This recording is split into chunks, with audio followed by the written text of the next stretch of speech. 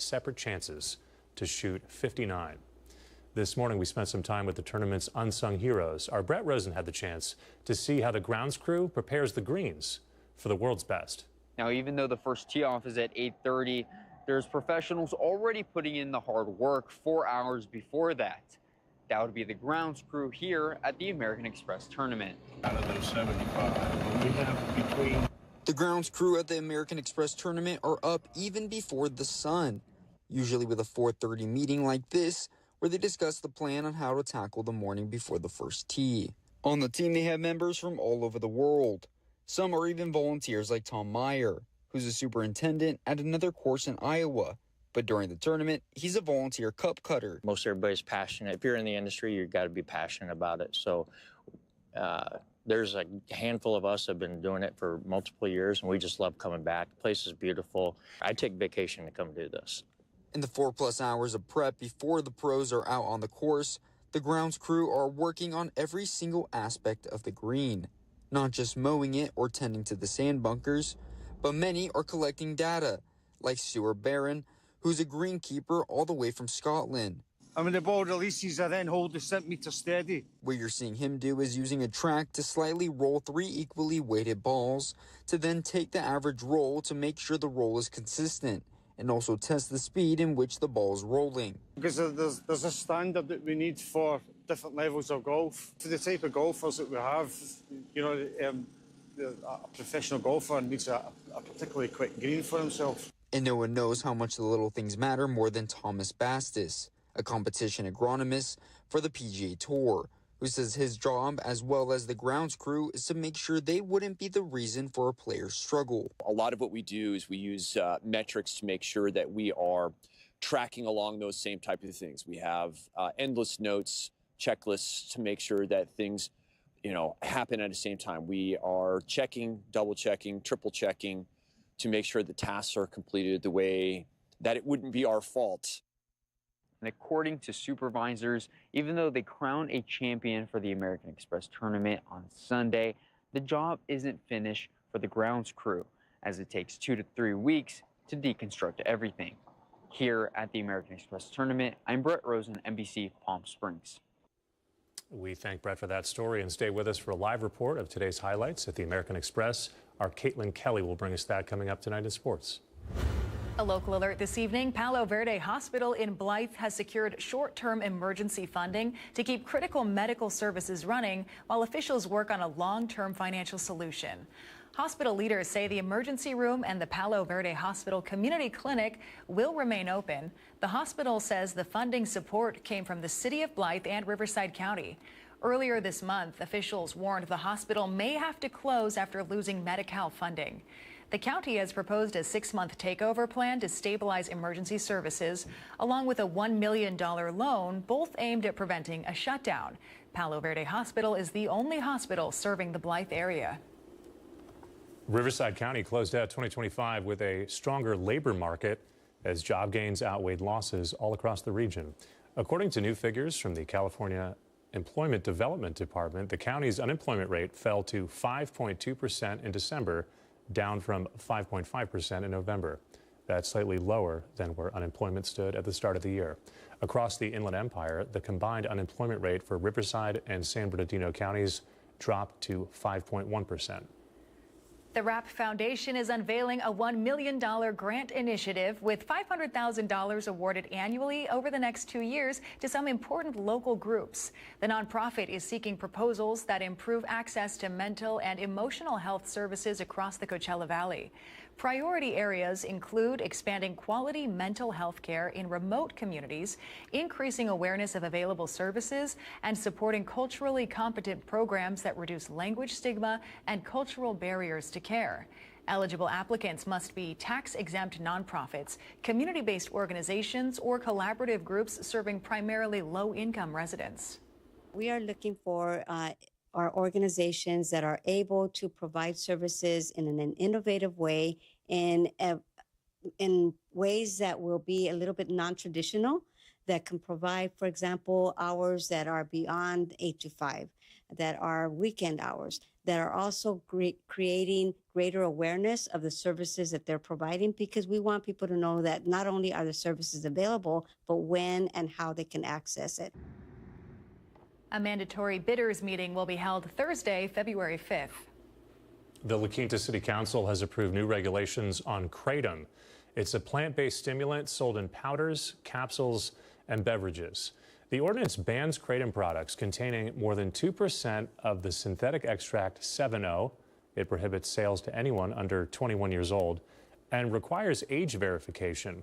The city joins other Southern California jurisdictions regulating kratom. The ordinance was endorsed by the Riverside County Sheriff's Department and the California Narcotics Officers Association. Violations by sellers would be charged as misdemeanors, punishable by up to a $1,000 fine, 6 months in jail, or both. Some roadway improvements in Indio will be underway starting next week. From Tuesday, January 27th through March 31st, construction will be happening on the north side of Indio Boulevard. That's between the Union Pacific Railroad tracks and Burr Street. The work will include adding new water lines, sidewalks, curbs, and widening the roads. All westbound traffic will be reduced to one lane, and one of the two northbound turn lanes from Jefferson Street to westbound Indio Boulevard will be closed. So officials are warning drivers to expect some delays, plan to use a different route, and allow a little extra travel time. Let's get a check on the forecast. Wow, what a gorgeous shot of tonight's sunset. Live pictures right now from our Agua Caliente Casino camera high above right there in Rancho Mirage. For the latest, we're going to send things over to our Pablo Alsina. Hey, Pablo. Hey, Mark, and it's Friday, so yes, the Pablo spin is coming up, but in the long forecast, you got to wait for that. 70 degrees right now, no chance of rain, 0 precipitation, low humidity, 26%, low winds in most of the areas, and the dew point's a bit higher than normal, around 42 degrees, feeling a little bit heavier, but not that much, just simply gorgeous, and that sunset, Mark nailed it. It was sensational. White water with wind gusts of 10 miles an hour, but I'll let you know when they're going to see wind gusts of up to possibly 29 miles an hour. Palm Springs just 7 miles an hour. Look at Big Bear. They're not windy up in the mountains at all. They're kind of cold, but not windy, just 7 miles an hour. And our 3-day comfort air forecast, Saturday, Sunday, and Monday. If you're going to the golf tournament Saturday and Sunday, I'll be there tomorrow. Perfect day to do so. Low 70s, some slight clouds, and just gorgeous. And that golfer's 18, and he shot a 60. I shot a 59 on the same course. I only played 9 holes. I'll be back for the Pablo spin and the 7-day forecast. And now, NBC Palm Springs Sports with Tim O'Brien, powered by Agua Caliente Casino. Golf's not the only action happening in the Coachella Valley today. Your Firebirds are on a 6-game win streak, and tonight they're looking to extend that with a win against the Ontario Reign. Our Tim O'Brien live from Acrisure Arena tonight with more on that matchup for us. Hey, Tim. Yeah, 7 in a row with a chance tonight to have the Firebirds get the W. That'll be exactly what the winning streak will be at. They're going to take on an Ontario Reign team that certainly not easy to play against. They've given up just about 100 goals through 39 games. So defensively and goaltending, the strong suits for the Ontario Reign, who are tied for first place with the Colorado Eagles in the Pacific Division. For the Firebirds, they know what they've got to do. They didn't happen to get lucky in 6 games to win those. You're going to have to play defense. You're going to have to force the pace of play, and you're going to have some physical aspects to your game, and that's exactly what they're going to have to do tonight. Ontario is a big physical team, so expect a really good matchup. A lot of neutral zone play between the two until somebody makes that first mistake and the puck goes in. Now, the Firebirds are missing some muscle. Jacob Melanson, who is certainly a team leader and a good guy, fan favorite here in the Valley, was recalled, sent up to Seattle yesterday with the injury to our old buddy Ben Myers, who's now week to week. So it'll be interesting to see what happens tonight, but that's why you play the game. Victor Osman in goal. Now the Firebirds looking to get to 7 games, which would then give them only 2 points out of first place with a game in hand. So it's going to be a good one. It's going to be electric here tonight. It is Friday night. I know if you're out at the Amex, enjoy that. Out there this morning, the crowd was electric for Scotty Scheffler. And then, of course, Blades Brown, the 18-year-old, tied for first. As you heard Pablo and Mark mention, and Caitlin and Judd will talk about coming up in in just a bit. But a lot of good sports, the best time of year here in the Coachella Valley. We'll talk about tonight's matchup a little bit more in depth coming up tonight at 6. But it is the Firebirds, it's the Ontario Reign, a battle of two teams that are not so far apart on the 10. They call it the Ice 10 Showdown. The fans don't like each other. Certainly the players don't particularly care for each other either. So it'll be a physical game on the ice, and we'll have a full recap coming up later tonight at 11. But again, we'll see you just again at 6 to break down the action just a little bit more. Live inside Acrisure Arena, I'm Tim O'Brien. We'll send it back to you guys in studio. All right, our thanks to Tim for that. Coming up next tonight, the Open Studios Art Tour returns, displaying multicultural art from a local lens. We've got more to come. Plus, coming up tonight on NBC Palm Springs at 6 o'clock, as immigration enforcement continues throughout the county, we dive into how these incidents are investigated. We'll have a full report at 6. But before we head to break, some big news out of Big Bear. Jackie lays an egg. We'll have the full story right before our full forecast, so stay with us for that.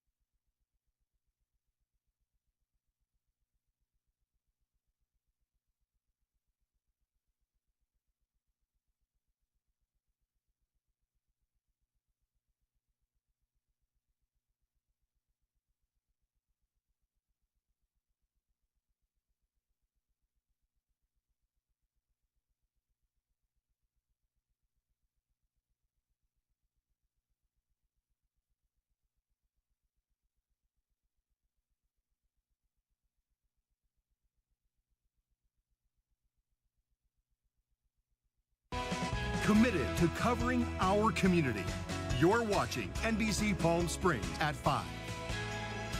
Welcome back. Today marks the 6th annual Desert Open Studios. It's inviting art lovers and collectors to experience some of the Coachella Valley's creative outlets. The exhibition started simply with the idea to nurture and celebrate the local arts community. Today we visited the A&E Gallery in the Perez Art District in Cathedral City, where 4 artists are exhibiting work connected by the shared experience of migration. Artists displayed their work to bring forward a unique visual that tells stories of resilience and beauty. This year, the Desert Open Studios features 158 artists across 69 studio spaces in 10 desert cities. That's from Coachella to Palm Springs and Whitewater. The Perez District remains the most concentrated hub of art studios in one location. We wanted to create a welcoming space for other artists of high quality and combine with museum directors and critics and curators and writers to create a space that people could be welcome in and come in and have a really good cup of coffee. We do have a very rich multicultural background, and those trajectories feed into our stories and our artwork and what we're presenting. The Desert Open Studios is free, self-guided, and open to the public now through Sunday. Also today, the Southwest Arts Festival returned to the Empire Polo Grounds, additionally running through the weekend. From traditional and contemporary art to jewelry and high-quality crafts, over 150 artists from far and wide come to show their work at this annual festival. Tickets start at $30. You can save a few bucks by purchasing online beforehand. We've got the link at the bottom of your screen and on our website, NBCPalmSprings.com. All right, live pictures right now from our Indian Wells Golf Resort camera. Pablo Alsina is standing by with our weekend forecast and how things are looking for the start of next week. Details on the other side of this break.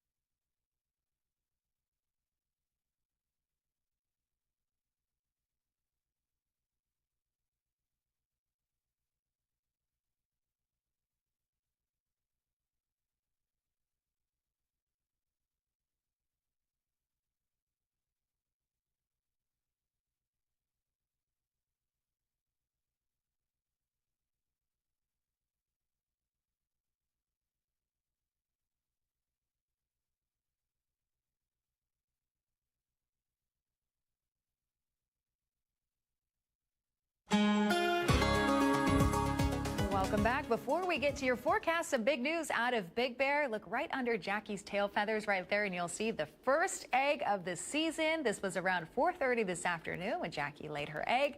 Last year, she laid 3 eggs. 2 of them turned into fledglings and made their way out of the nest, so we're rooting her on. Her first egg last year was January 22nd, so almost 1 year to the date, and she lays the next 2 probably over the next few days, so we'll follow along, but we're so excited. It's egg season, Pablo, up in Big Bear.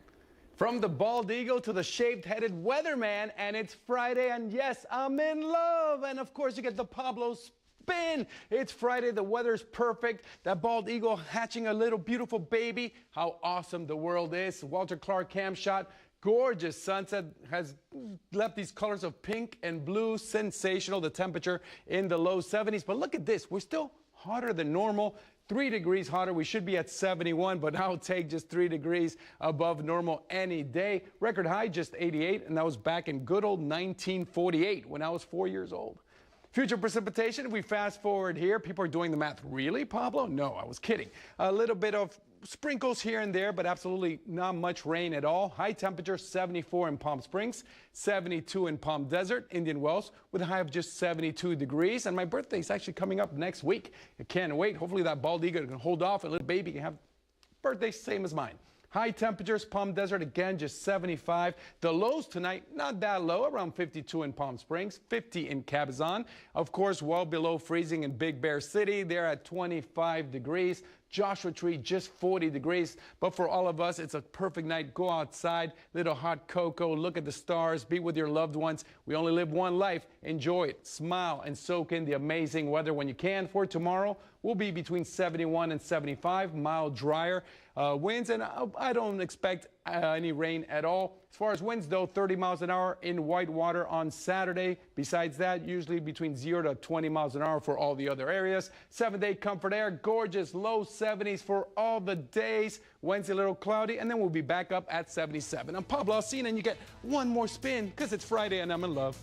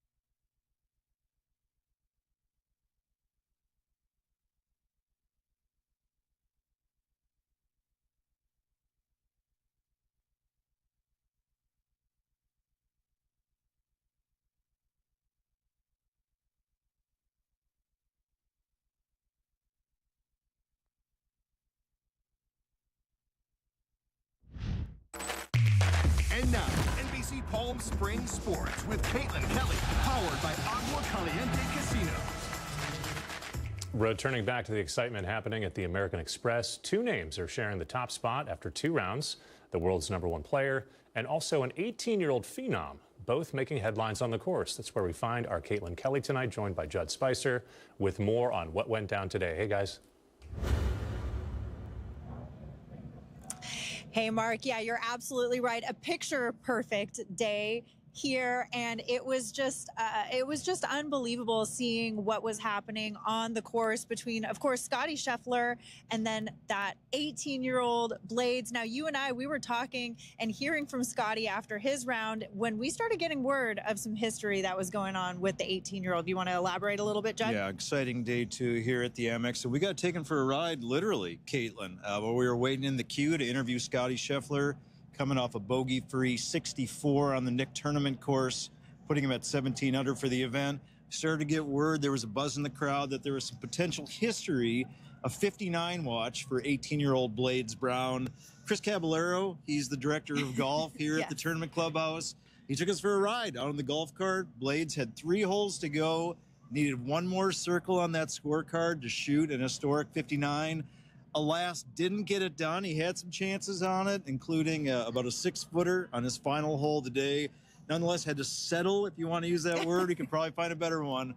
For a 60, still serves as the tournament record for the Nicholas course, and he's tied with Scotty Scheffler at 17 under heading into day 3. Very cool day for Blades Brown. Absolutely. And when we spoke to Blades after that historic round, you actually asked him a question. You asked about what it would be like potentially playing with Scotty on Sunday, being paired up with him. This is what Blades had to say after you asked that question. I think that'd be awesome.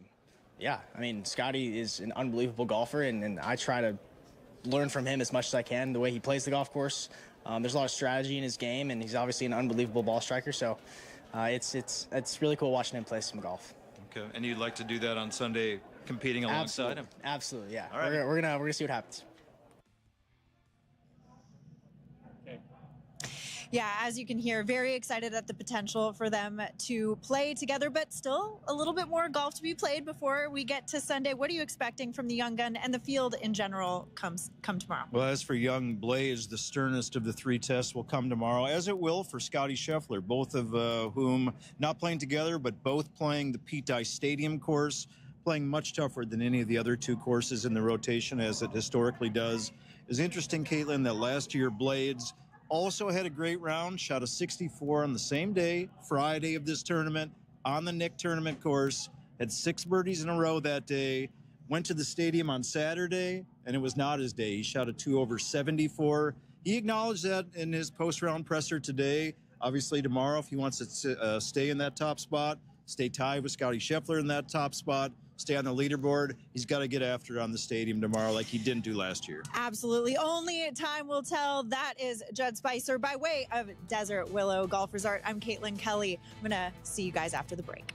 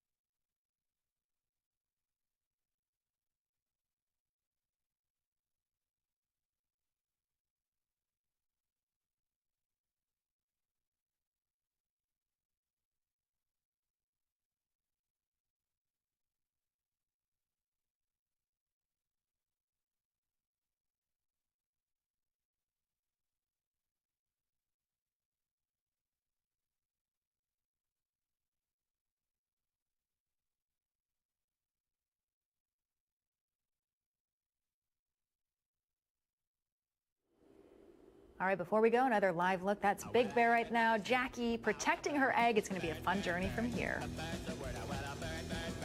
Bird is the word.